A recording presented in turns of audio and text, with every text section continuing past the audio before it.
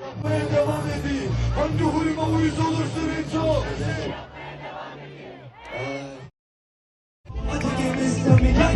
Altında var mı bu izler?